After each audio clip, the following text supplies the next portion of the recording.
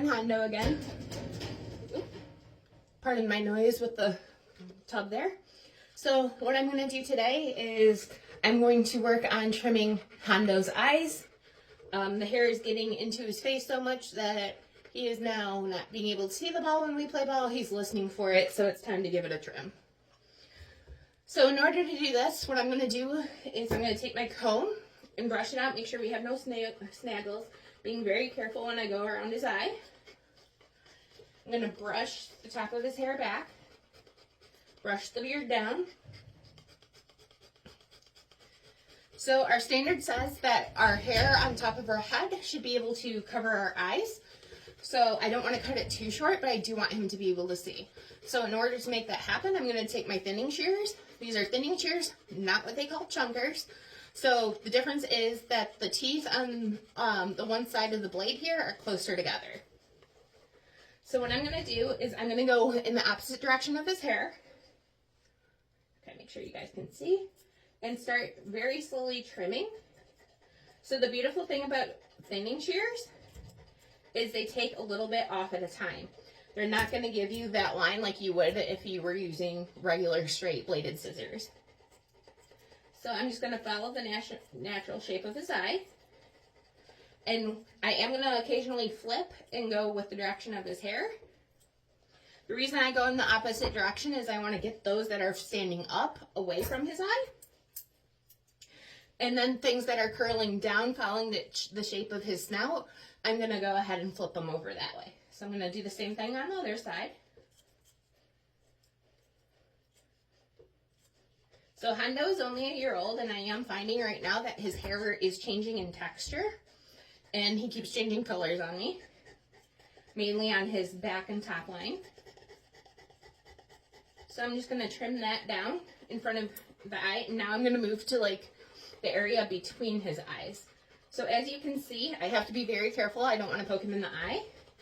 I have him resting his head on my hand, so I have control over his head.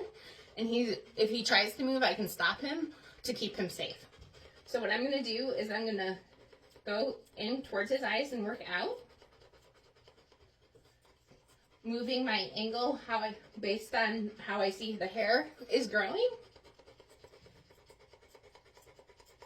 And he's very good about this. He will even close his eye for me to make sure the little hairs don't get into his eye for me. He's such a good boy. Good job.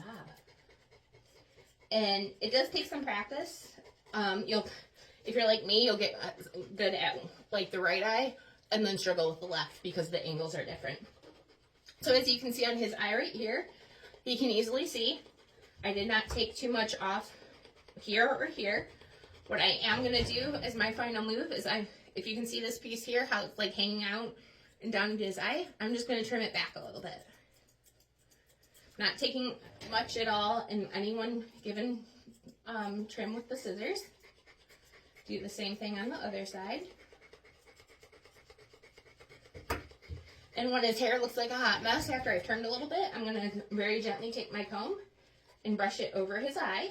Again, I'm making sure I'm not hitting his eye, but gently going over so the hair will go where it needs to go. I'm just following the natural lines of the dog on this. I'm not trying to create something. By following the natural lines, it will look more natural and less trimmed-like, so we will keep our rustic appearance. Now, what I do at shows to keep it more back and away from his eyes is I do use a product, about a pea-size thing of gel.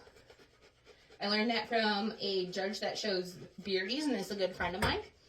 And it just kind of helps keep the hair out of his eyes because no matter how many times you move it away, they're going to shake in the ring or right before you go in the ring and put it right back in their eyes. The gel just kind of helps keep it back. That's not something I do if we're not at a show. So I'm just going to brush it back, knowing it's not going to stay that way, and give him a break. And I will move on to his ears.